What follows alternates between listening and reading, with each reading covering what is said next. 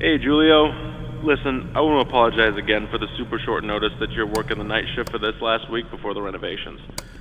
I had this week booked off several months in advance for my sister's wedding, and Damien just quit. At least I assume so. He doesn't answer his phone, and he hasn't written anything in to say he's leaving, so I guess he just kind of saved enough to quit? I don't know. But that left us with just you. Not ideal, but you are the only person qualified enough for the job out of everyone. Good thing is, you get a bit of extra pay. Before anything else, though, I gotta do the legal stuff.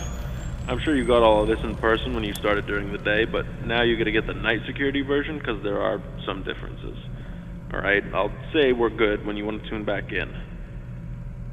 Alright, let's see. Oh god, here we go. Welcome to Fredbears Family Diner, where you are lucky enough to be a part of the most talented team of employees in Showbiz Pizza. Here you will make great connections with your community and serve the public alongside our star-studded cast of mascots that have warmed the public hearts for so long. Fredbears Family Diner is owned under Fredbear Entertainment, and as such you are subject to all rules and regulations within the company's provided handbook, including but not limited to harassment in the workplace, discrimination against other employees, theft of company property, tampering with company property, and all other subsections outlined in the employee behavior section inside it. Fazbear Entertainment is not responsible for any damage to personal property or injuries to employees, including medically definable disabilities caused by equipment during or after work hours.